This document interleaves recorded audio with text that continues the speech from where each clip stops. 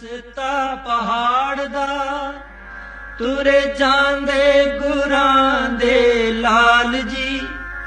ਸਰਸਾ ਨਦੀ ਤੇ ਵਿਛੋੜਾ ਪੈ ਗਿਆ, ਉਸ ਵੇਲੇ ਦਾ ਸੁਣ ਲੋ ਹਾਲ ਜੀ।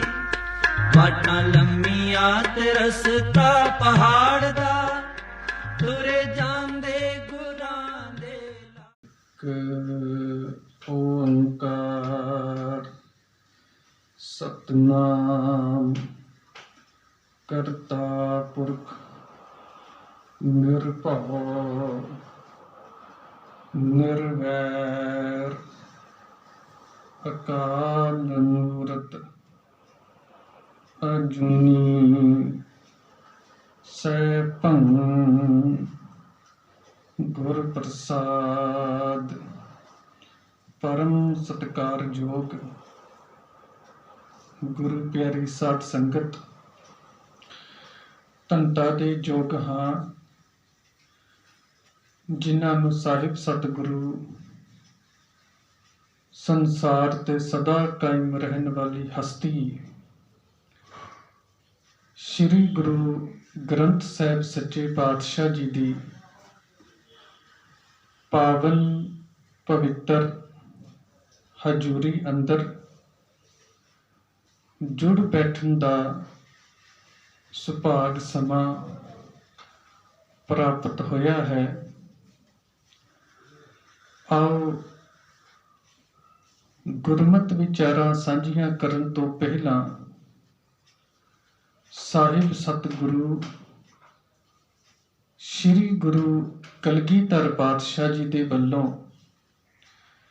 ਬਖਸ਼ਿਸ਼ ਕੀਤੀ ਹੋਈ ਫਤਿਹ ਦੇ ਨਾਲ ਸਾਂਝ ਪਾਈਏ ਜੀ। ਫਤਿਹ ਦਾ ਜਵਾਬ ਫਤਿਹ ਵਿੱਚ ਦੇਵੋ। ਵਾਹਿਗੁਰੂ ਜੀ ਕਾ ਖਾਲਸਾ, ਵਾਹਿਗੁਰੂ ਜੀ ਕੀ ਫਤਿਹ।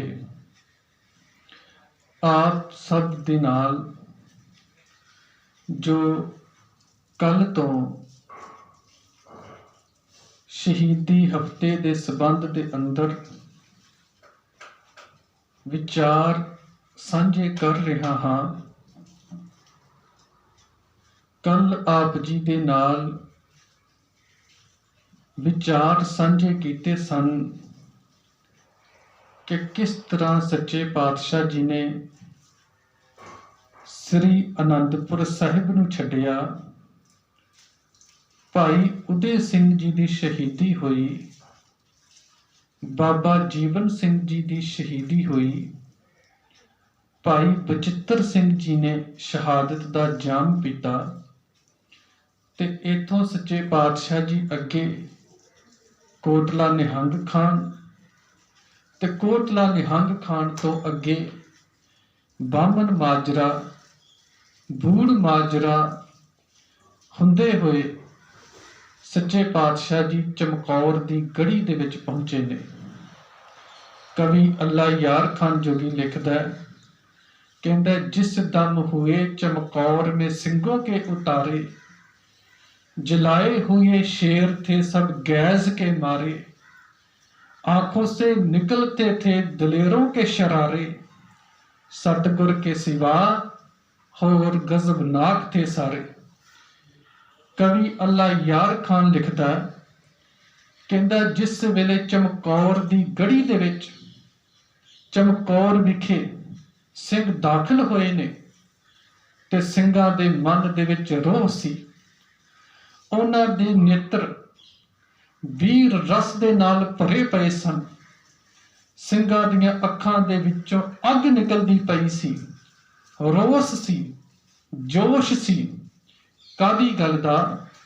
ਇਸ ਗੱਲ ਦਾ ਕਿ ਪਹਾੜੀ ਰਾਜਿਆਂ ਨੇ, ਮੁਗਲ ਫੌਜਾਂ ਨੇ ਕਸਮਾਂ ਖਾ ਕੇ ਫਿਰ ਸਾਡੇ ਤੇ ਹਮਲਾ ਕੀਤਾ ਹੈ ਤੇ ਸਿੰਘ ਜਿਹੜੇ ਸਨ ਜੰਗ ਦੇ ਮੈਦਾਨ ਦੇ ਵਿੱਚ ਜਾਣ ਦੇ ਲਈ ਕਾਹਲੇ ਸਨ, ਜਾਮ ਸ਼ਹਾਦਤ ਦਾ ਪੀਣ ਵਾਸਤੇ ਕਾਹਲੇ ਸਨ, ਪਰ ਸਤਿਗੁਰ ਕੇ ਸਿਵਾ ਹੋਰ ਗਜ਼ਬਨਾਕ ਥੇ ਸਾਰੇ।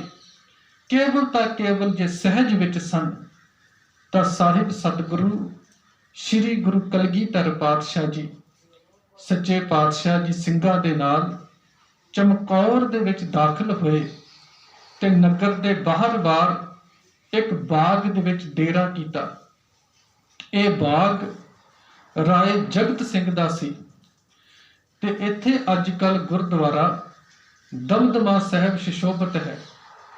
ਸੱਚੇ ਪਾਤਸ਼ਾਹ ਜੀ ਨੇ ਇੱਥੋਂ ਹੀ ਭਾਈ ਮੋਹਕਮ ਸਿੰਘ ਜੀ ਨੂੰ, ਜਿਹੜਾ ਹੈ ਉਹ ਚੌਧਰੀ ਬੁੱਧੀ ਚੰਦ ਦੇ ਘਰ ਭੇਜਿਆ। ਜਿਸ ਵੇਲੇ ਚੌਧਰੀ ਬੁੱਧੀ ਚੰਦ ਨੂੰ ਪਤਾ ਲੱਗਾ ਕਿ ਚਮਕੌਰ ਵਿੱਚ ਗੁਰੂ ਕਲਗੀਧਰ ਪਾਤਸ਼ਾਹ ਜੀ ਸਿੰਘਾਂ ਦੇ ਨਾਲ ਆਏ ਨੇ, ਉਹ ਆਪ ਚੱਲ ਕੇ ਆਇਆ। ਆ ਕੇ ਬੇਨਤੀ ਕੀਤੀ, ਸੱਚੇ ਪਾਤਸ਼ਾਹ ਤੁਸੀਂ ਸਾਡੇ ਵਾਸਤੇ ਇਤਨੇ ਦੁੱਖ ਚੱਲ ਰਹੇ ਹੋ, ਤਕਲੀਫਾਂ ਚੱਲ ਰਹੇ ਹੋ। ਸੱਚੇ ਪਾਤਸ਼ਾਹ ਅਸੀਂ ਜਿਤਨੇ ਕੁ ਜੋਗੇ ਹਾਂ ਤੁਹਾਡੀ ਸੇਵਾ ਦੇ ਵਿੱਚ ਹਾਜ਼ਰ ਹਾਂ, ਤੁਸੀਂ ਹੁਕਮ ਕਰੋ। ਤੇ ਨਾਲ ਹੀ ਚੌਧਰੀ ਬੁੱਧੀ ਚੰਦ ਨੇ ਆਖਿਆ, ਸੱਚੇ ਪਾਤਸ਼ਾਹ ਇਸ ਖੁੱਲੀ ਥਾਂ ਦੇ ਨਾਲੋਂ ਤੁਸੀਂ ਜਿਹੜਾ ਹੈ ਗੜੀ ਦੇ ਵਿੱਚ ਆਓ, ਉਹ ਜਗ੍ਹਾ ਜਿਹੜੀ ਹੈ ਬਚਾਅ ਵਾਲੀ ਹੈ। ਭਾਗਾ ਵਾਲਿਓ, ਵੇਖੋ ਕਿਤਨੀ ਅਣਖ ਭਰੀ ਜਾ ਚੁੱਕੀ ਸੀ ਪੰਜਾਬ ਦੇ ਲੋਕਾਂ ਦੇ ਵਿੱਚ ਕਿ ਬੁੱਧੀ ਚੰਦ ਨੂੰ ਪਤਾ ਹੈ ਕਿ ਹਕੂਮਤ ਜਿਹੜੀ ਹੈ ਸੱਚੇ ਪਾਤਸ਼ਾਹ ਜੀ ਦੀ ਦੁਸ਼ਮਣ ਬਣੀ ਪਈ ਹੈ। ਸੱਚੇ ਪਾਤਸ਼ਾਹ ਜੀ ਦੇ ਪਿੱਛੇ ਫੌਜਾਂ ਲੱਗੀਆਂ ਹੋਈਆਂ ਨੇ। ਸੱਚੇ ਪਾਤਸ਼ਾਹ ਜੀ ਨੂੰ ਟਿਕਾਣਾ ਦੇਣਾ ਜਾਣ ਤੋਂ ਜਾਣਾ ਹੈ। ਪਰ ਚੌਧਰੀ ਬੁੱਧੀ ਚੰਦ ਨੇ ਕਿਸੇ ਦੀ ਪਰਵਾਹ ਨਹੀਂ ਕੀਤੀ। ਗੁਰੂ ਕਲਗੀਧਰ ਪਾਤਸ਼ਾਹ ਜੀ ਦੇ ਵਾਸਤੇ ਗੜੀ ਦੇ ਜਿਹੜੇ ਨੇ ਉਹ ਦਰਵਾਜ਼ੇ ਖੋਲ ਦਿੱਤੇ। ਕਵੀ ਅੱਲਾ ਯਾਰ ਖਾਨ ਲਿਖਦਾ ਹੈ, ਕਹਿੰਦਾ ਜਬ ਕਿਲਾ ਮੇ ਜਾ ਹੋਈ ਸਤਿਗੁਰ ਕੀ ਸਵਾਰੀ। ਕਹਿੰਦੇ ਜਿਸ ਵੇਲੇ ਸਤਿਗੁਰ ਜੀ ਚਮਕੌਰ ਦੀ ਗੜੀ ਦੇ ਵਿੱਚ ਗਏ, ਵਾਹਿਗੁਰੂ ਕੀ ਫਤਿਹ ਦਲੇरों ने पुकारी, वो हुम हुमा शेरों का वो आवाज थी भारी, थर्रा गया चमकौर हुआ जलजला भारी। कवि लिखदा है, कहता है जिस वेले सिंह गुरु कलगीधर पातशाह जी दे नाल चमकौर दी गड़ी विच प्रवेश कीता है, कहंदे ने गड़ी दे विच वड़दियां ही बुलंद आवाज दे विच आख्या है, वाहिगुरु जी का खालसा वाहिगुरु जी की फतेह। कहंदे सन, कहंदे इतनी आवाज जिहड़ी भारी सी, वो हुम हुमा शेरों का वो आवाज थी भारी। किधरे इतनी भारी आवाज, इस तरह लगदा सी कि चमकौर दे विच जिस तरह भूचाल आ गया होवे। कवि अल्ला यार खान जोगी लिखदा, जिस वेले सच्चे पातशाह जी चमकौर दी गड़ी दे विच गए, प्रिंसीपल स्वर्ण सिंह जी हुणां ने एक गल लिखी है। कहंदे सच्चे पातशाह जी ने की कीता, अपने कमर कस्से दे विचों एक खंजर कढिया, खंजर कढ के गड़ी दी कच्ची कंध दे विच मारिया ते गड़ी दी कच्ची कंध दे विचों एक डली कढी मिट्टी दी डली कढ के अपनी तली ते रखी, तली ते रख के फिर उसनूं अंगूठे नाल पीस के फिर उसनूं फूक मार के हवा दे विच उड़ा दिता। सिंह लागे सारे खलोते सन। सारियां ने एक कौतक वेखिया। कौतक वेख के पुछ कीती। भाई दया सिंह जी ने पुछ कीती, कहन लगे सच्चे पातशाह एक ही कौतक वरताया है। सच्चे पातशाह जी ने रहमत भरी नजर दे नाल भाई दया सिंह जी वल वेखिया। कह लगे, दया सिंह मैं अज तक खालसा पंथ तो कदरे कोई भेद लुका के नहीं रखिया। दया सिंह इस चमकौर दी गड़ी नूं खालसा पंथ दी प्रीखिया दा केंद्र बनन दा सुभाग समा प्राप्त होया है। कल इत्थे जो इम्तिहान होवेगा ਉਹ ਅੱਜ तक संसार मंच दे उत्ते ना किधरे होया है ते ना ही कदी होवेगा। कल 1.25 लाख से एक लड़ाऊ दा परचा जिहड़ा है ਉਹ कल चमकौर दी गड़ी दे विच हल हुंदा सारा संसार वेखेगा। इत्थे डुलिया होया तुहाडे वर्गे बहादुरां दा खून अजाई नहीं जाएगा, व्यर्थ नहीं जावेगा, बल्कि अणखहीन हो चुकियां कौमां दे अंदर गैरत ते जे भांबड़ जिहड़े ने ਉਹ मचा देवेगा। वेख अकाल पुरख परमात्मा ने इस चमकौर दी गड़ी नूं कितना उच्चा मर्तबा बख्शिश कीता है कि दुनिया दे वड्डे वड्डे किले इहदे सामने ने गुणे ते छोटे जापणगे, ਲੋਕ ਇਸ ਨੂੰ ਝੁਕ ਝੁਕ ਕੇ ਸਲਾਮਾਂ ਕਰਨਗੇ। ਦਇਆ ਸਿੰਘ, ਮੈਂ ਇਸ ਦੀ ਮਿੱਟੀ ਜਿਹੜੀ ਹੈ ਐਵੇਂ ਹਵਾ ਦੇ ਵਿੱਚ ਨਹੀਂ ਉਡਾਈ, ਬਲਕਿ ਦਇਆ ਸਿੰਘ, ਮੈਂ ਤਾਂ ਇਸ ਦੀ ਅਜ਼ਮਤ ਨੂੰ ਸਲਾਮੀ ਦਿੱਤੀ ਹੈ। ਭਾਗਾਂ ਵਾਲਿਓ, ਸ਼ਾਮਾਂ ਪਈਆਂ, ਸੱਚੇ ਪਾਤਸ਼ਾਹ ਜੀ ਨੇ ਜਿਹੜਾ ਹੈ ਰਹਿਰਾ ਸਾਹਿਬ ਜੀ ਦਾ ਦੀਵਾਨ ਸਜਾਇਆ। ਦੀਵਾਨ ਦੇ ਵਿੱਚ ਸਾਰੇ ਸਿੰਘ ਬੈਠੇ ਨੇ। ਬਾਅਦ ਵਿੱਚ ਅੱਜ ਫਿਰ ਕਈ ਦਿਨਾਂ ਤੋਂ ਭੁੱਖੇ ਭਾਣੇ ਸਿੰਘ ਨੇ, ਉਤੋਂ ਕੜਾਕੇ ਦੀ ਠੰਡ, ਜੰਗਾਂ ਯੁੱਧਾਂ ਕਰਕੇ ਸਾਰੇ ਥੱਕੇ ਹੋਏ ਜਿਹੜੇ ਨੇ ਉਹ ਚਮਕੌਰ ਦੀ ਗੜੀ ਦੇ ਵਿੱਚ ਵਿਸ਼ਰਾਮ ਕਰਦੇ ਪਏ ਨੇ। ਸੱਚੇ ਪਾਤਸ਼ਾਹ ਜੀ ਜਿਹੜੇ ਨੇ ਉਹ ਵੀ ਖੈਮੇ ਦੇ ਵਿੱਚ ਗਏ। ਪਰ ਸੱਚੇ ਪਾਤਸ਼ਾਹ ਜੀ ਕੀ ਕਰਦੇ ਪਏ ਨੇ? ਕਵੀ ਅੱਲਾ ਯਾਰ ਖਾਨ ਜੋਗੀ ਲਿਖਦਾ ਹੈ, कहता गोविंद भी शबबाश हुए खेमा में जाकर, देखा तो वहीं बैठे हैं गर्दन को झुकाकर। वाहे गुरु है मुंह से निकलता, है तू ही तू मुंह से निकलता। सच्चे पातशाह जी परमात्मा की याद दे विच जुड़े पे ने, उस परमात्मा की सिफत सलाह करते पे ने। अगे कवि लिखता है, कहता जब 1.5 घड़ी रात गुजरी गुरु खैमे से आए। सच्चे पातशाह जी बाहर जिहड़े ने वो बाहर निकले। जिस वेले सच्चे पातशाह जी बाहर निकले ने ते सच्चे पातशाह जी की करते पे ने, कदमों से टहलते थे मगर दिल था दुआ में। हौली हौली चलते पे ने कि किधरे मेरे जिहड़े सिंह सुते हुए ने, आराम करते पे ने, जिहड़े किन्ने दिनों तो भुखे भाने ने, जिहड़े किन्ने दिनों तो जंग करके थके हुए ने, ਜਿਹੜੇ ਕੜਾਕੇ ਦੀ ਠੰਡ ਦੇ ਵਿੱਚ ਆਰਾਮ ਪਏ ਕਰਦੇ ਨੇ। ਕਿਧਰੇ ਮੇਰਾ ਖਾਲਸਾ ਪੰਥ ਮੇਰੇ ਕਦਮਾਂ ਦੀ ਆਵਾਜ਼ ਸੁਣ ਕੇ ਉੱਠ ਹੀ ਨਾ ਜਾਵੇ। ਸੱਚੇ ਪਾਤਸ਼ਾਹ ਜੀ ਟਹਿਲਦੇ ਪਏ ਨੇ। ਟਹਿਲਦੇ ਸੱਚੇ ਪਾਤਸ਼ਾਹ ਜੀ ਜਿਹੜੇ ਸਿੰਘਾਂ ਦੇ ਸਿਰ ਥੋੜੇ ਇੱਧਰ ਉੱਧਰ ਹੋਏ ਨੇ ਉਹਨਾਂ ਨੂੰ ਠੀਕ ਕਰਦੇ ਪਏ ਨੇ। ਜਿਨ੍ਹਾਂ ਦੇ ਸਾਫੇ ਖੁੱਲੇ ਨੇ ਸੱਚੇ ਪਾਤਸ਼ਾਹ ਜੀ ਉਹਨਾਂ ਸਾਫਿਆਂ ਤੋਂ ਮਿੱਟੀ ਝਾੜਦੇ ਪਏ ਨੇ ਤੇ ਵੇਖਦੇ ਪਏ ਨੇ कि अज किहो जिहा समा है कि मेरा खालसा पंथ जमीन दे उत्ते सुता पिया है। सच्चे पातशाह जी टहलदे उस जगह दे उत्ते आए जिथे साहिबजादा अजीत सिंह, साहिबजादा जुझार सिंह जी सुते पे ने। सच्चे पातशाह जी ने उन्हां वल वेखिया अते अपने आप नाल गल्लां करदे पे ने। कहन लगे सच्चे पातशाह, थे 4 अब 2 ही हो, सहर जे भी ना होंगे हम सब्र करेंगे, जो अगर जे भी ना होंगे। सच्चे पातशाह जी कहते पे ने, है बाबा अजीत सिंह जी, जुझार सिंह जी, कल जद असी आनंदपुर साहब तो चले सां तां मेरे 4 फरजंद सन। सरसा नदी ते विछोड़ा पिया, छोटे साहिबजादे ते माता गुजर कौर जी विछड़ गए। ਉਹ 2 पता नहीं हुण कित्थे ने, तुसी 2 मेरे कोल हो। कल नूं जिहड़ा ਇਹ ਭਿਆਨਕ युद्ध होना है चमकौर दी गड़ी दे विच, तुसी वैरियां दे आह लाने ने, तुसी शहादत दा जाम पीना है। हो सकदा है कल नूं तुसी दोवें भी ना रहो। पर सच्चे पातशाह जी कहंदे ने, मैं फिर भी परमात्मा दा सबर शुकराना करांगा, फिर भी जिहड़ा है मैं सबर करांगा। भागां वालिओ, इस तरह जिहड़ी है रात गुजरी। रात जिस वेले गुजरी अमृत वेला होया, सिंह उठे ने। सच्चे पातशाह जी ने अमृत वेले का दीवान सजाया। दीवान सजाउण तो बाद बाहर गड़ी दे बार मुगल फौजां ने, पहाड़ी राजियां ने गड़ी नूं घेरिया होया सी। ते जिस वेले दिन का चढ़ाव होया तां सच्चे पातशाह जी जिहड़े ने गड़ी दे विच ने, भाई कोठा सिंह ते भाई मदन सिंह जी की जिहड़ी ड्यूटी लाई है वह बाहर दरवाजे दे उत्ते ते बाहरों जिहड़ा है नवाब वजीर खान ने ढंडोरा पिटवाया कि जे गुरु कलगीधर पातशाह जी अपने सिंघां दे नाल पेश हो जान तां उन्हां दी जान जिहड़ी है वह बख्शी जाएगी।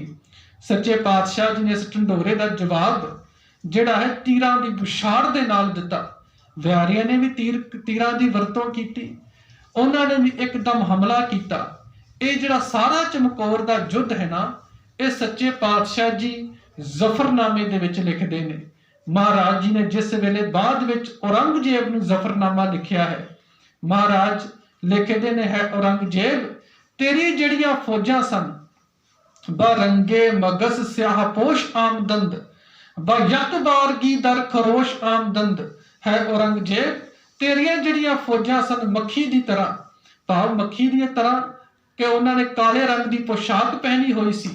ਬਯਕਬਾਰਗੀ ਦਰ ਖਰੋਸ਼ ਆਮਦਨ, ਉਹਨਾਂ ਨੇ ਇੱਕੋ ਵਾਰ ਹੀ ਜਿਹੜਾ ਹੈ ਹਮਲਾ ਕਰ ਦਿੱਤਾ।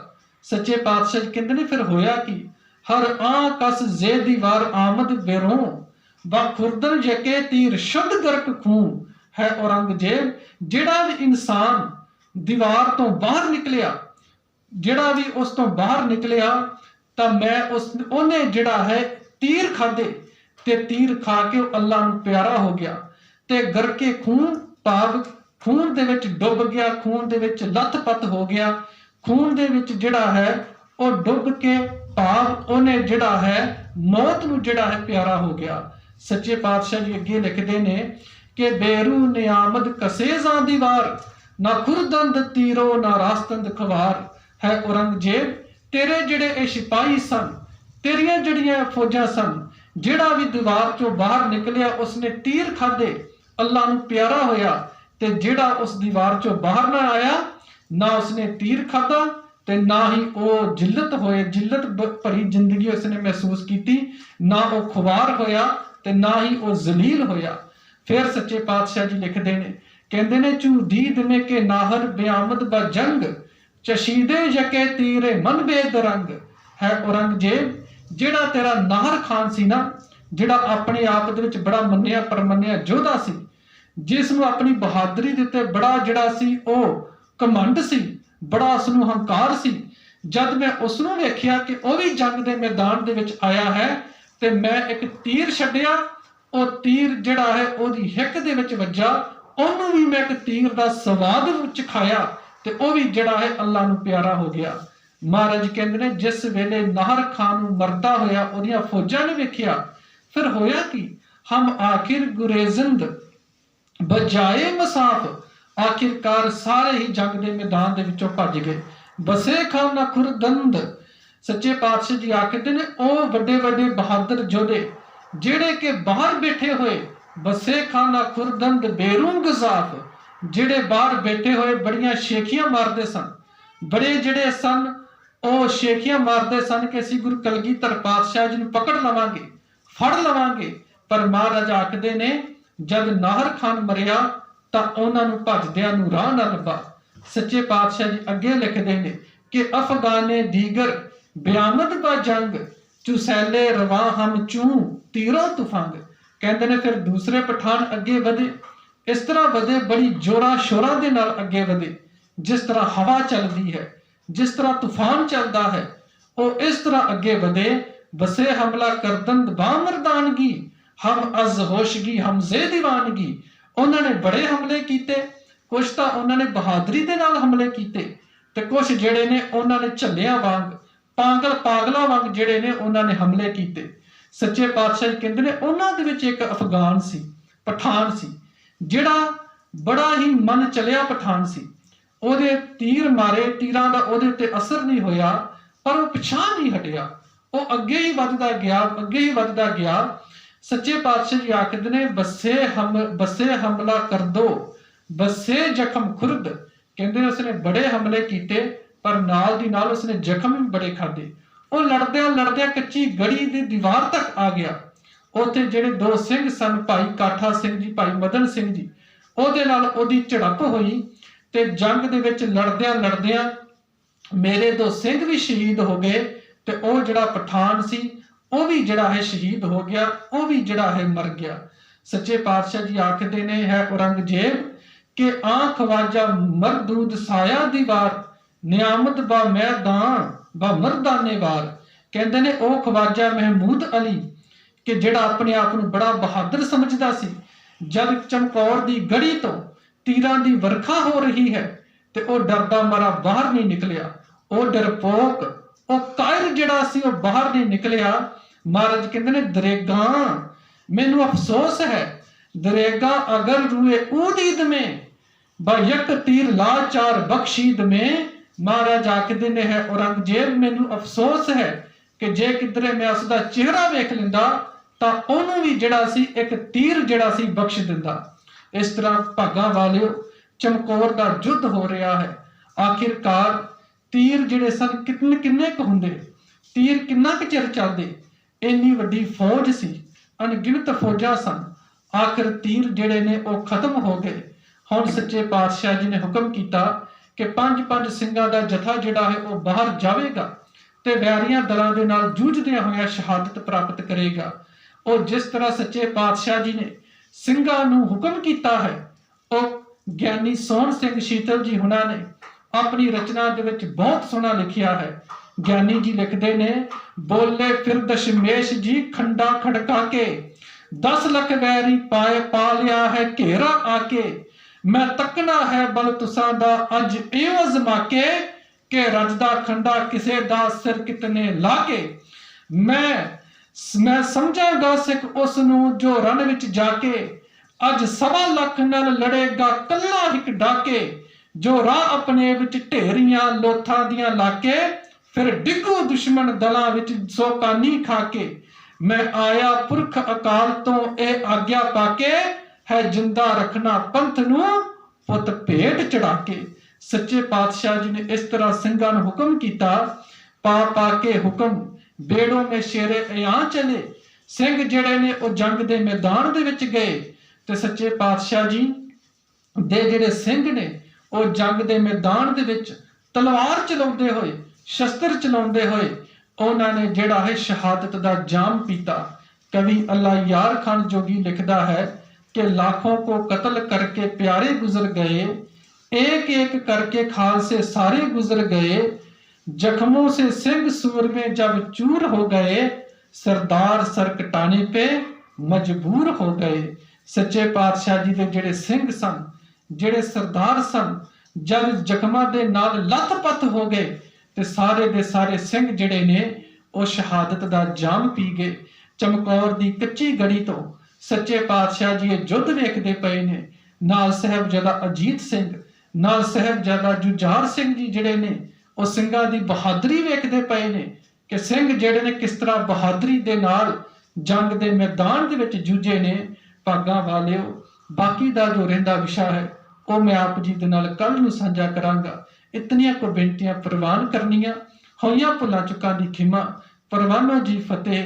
ਵਾਹਿਗੁਰੂ ਜੀ ਕਾ ਖਾਲਸਾ, ਵਾਹਿਗੁਰੂ ਜੀ ਕੀ ਫਤਿਹ।